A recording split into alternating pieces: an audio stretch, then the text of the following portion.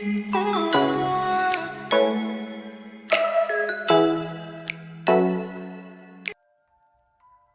दोस्तों, ज्योतिष चैनल में आपका स्वागत है। आज का विषय शुरू करने से पहले मैं हरिवंश राय जी की एक कविता का छोटा सा अंश बोलना चाहूँगा।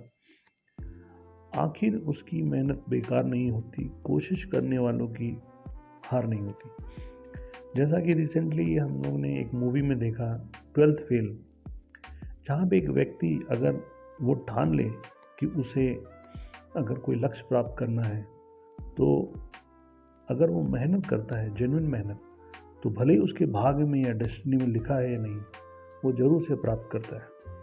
तो इसी चीज़ को मैं एक हॉरोस्कोप में प्रूफ करना चाहूँगा। एक व्यक्ति का हॉरोस्कोप, जिसके हॉरोस्कोप में चार्टर्ड अकाउंटेंसी क्लियर करने का योग नहीं था, और आगे जाकर मैं बताऊंगा चार्टर्ड अकाउंटेंसी के बहुत सारे हॉरोस्कोप दिखा के कि कैसे लोग चार्टर्ड अकाउंटेंट बन जाते हैं, बट इस व्यक्ति के हॉरोस्कोप में नहीं था।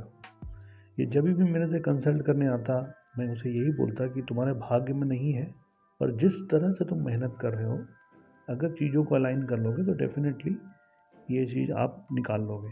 इसी चीज़ को हम लोग वैलिडेशन करने के लिए हम उसके हॉरोस्कोप में जाते हैं। ये हॉरोस्कोप संतोष यादव जी का है, जिनकी चित्र आप नीचे देख पा रहे हैं। तो इनके हॉरोस्कोप में आप देखिए, केंद्र में कोई भी प्लैनेट नहीं, और मंगल राहु का अंगारक योग बना हुआ है तीसरे घर में। सूर्य से बृहस्पति और शनि भी कंबस्ट है। इनके छठे घर में बुध, शुक्र और चंद्रमा का समागम हुआ है। तो आपको देख के पता चल रहा होगा हॉरोस्कोप में बहुत ही कुछ खास नहीं है, इस एक जनरल व्यक्ति की हॉरोस्कोप है। बट इनका एक लक्ष्य था, ये साइंस स्टूडेंट होने के बावजूद भी इनका एक लक्ष्य था कि इन्हें लॉ पढ़ना था, इन्हें सीए निकालना था। बट हर बारी जब भी सीए देते हैं हताश हो जाते हैं, मल्टीपल एग्जाम देने के बाद भी क्लियर नहीं कर पा रहे थे। तो एस्ट्रोलॉजिकल गाइडेंस जब ये हमेशा मेरे से मांगते थे, मैंने बोला आपके हॉरोस्कोप में सीए बनने का योग नहीं है, पर जब मैं आपसे बात करता हूँ, जिस हिसाब से आप मेहनत कर रहे हो, जिस हिसाब से आप कोशिश कर रहे हो, डेफिनेटली आपका एक दिन चार्टर्ड अकाउंटेंसी का जो एग्ज़ाम है वो निकलेगा। तो आइए इनके नक्षत्र टेबल में देखते हैं ऐसा क्या हो रहा था इनके साथ, जो ये अपने राह से बार बार भटक जा रहे थे। कुछ चीज़ें इनको मैंने बताई, उन्होंने इम्प्लीमेंट किया अपने लाइफ में, और आज वो सीए का एग्ज़ाम पास कर चुके हैं। अगर आप इनका हॉरोस्कोप में गौर फरमाएं तो इनका 5-8-11 5-8-11 बहुत ज़्यादा है।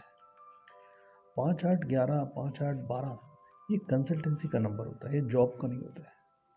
तो जब भी ये जॉब करते हैं, इनको हमेशा फ्रस्ट्रेशन रहता, कभी भी इनको वो मान सम्मान पद नहीं मिलता जिनके ये लायक हैं। हालांकि ये बहुत ज़्यादा टैलेंटेड व्यक्ति हैं, क्योंकि 5 और 11 हमेशा याद रखिएगा क्रिएटिविटी से जुड़े लोगों का होता है। 5-8-11 शेयर मार्केट को रिप्रेजेंट करता है, तो इनका सारा फोकस अक्सर शेयर मार्केट पे रहता है। पर क्योंकि 5-8-12 कनेक्ट हो रहा है, शेयर मार्केट में काफ़ी लॉस उठाना पड़ता है इनको। इनका देखिए जो तीसरा घर है और 12वां घर है, ये लो एडुकेशन को बताता है, क्योंकि चौथे से 12वां जो होता है तीसरा घर होता है। इनके कुंडली में तीसरा घर बहुत ज़्यादा है। तो तीसरा घर जो होता है फोकस को कम करने का काम करता है, और 5वां घर और 12वां घर मिलता है तो ये अपने पथ से भ्रष्ट होते हैं, ये अपने लाइफ में फोकस नहीं कर पाते। तो इनको मैंने रेमेडी कुछ बताई कि जैसे तीसरे घर को कंज्यूम करने के लिए regular basis short distance travel किया करें। तो इनको ये भी मैंने बताया कि आप जितना ज़्यादा नौकरी के अलावा आप कंसल्टेंसी करिए, लोगों को कंसल्टेंसी दीजिए, लोगों को आप जो चार्टर्ड अकाउंटेंसी की सर्विसेज होती हैं, किसी का रिटर्न फाइल करना, वो ज़्यादातर कीजिए।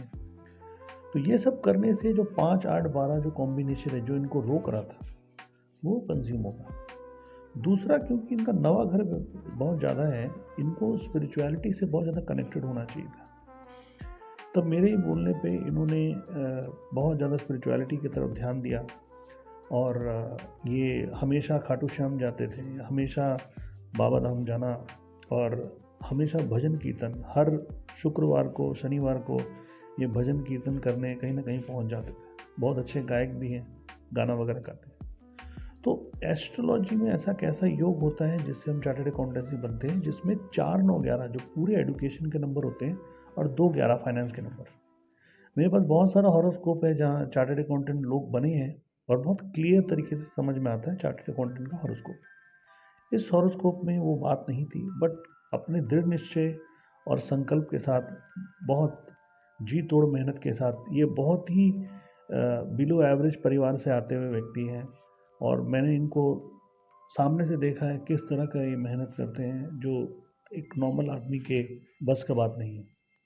तो अपने दृढ़ निश्चय, संकल्प और मेहनत के साथ इन्होंने अपना चार्टर्ड अकाउंटेंसी निकाला, पर ये चीज़ हॉरोस्कोप में नहीं थी। तो इससे हमें ये समझ में आता है कि कर्म प्रधान होता है। तो इन्होंने छोटी सी अलाइनमेंट करके अपने आप को फोकस बढ़ाया और डेफिनेटली इनको सक्सेस मिली। इसी तरह की कुंडली के विवेचन और ये समझने के लिए कि क्या चार्टर्ड अकाउंटेंसी आपके नसीब में है या नहीं, आप ज्योतिष एस्ट्रोएज के साथ जुड़ सकते हैं, अपॉइंटमेंट बुक करा सकते हैं, कंसल्ट कर सकते हैं। मेरे पेज में मेरा नंबर है। आज के लिए इतना ही। मैं अपने वाणी को यहाँ विराम देता हूँ। नमस्कार।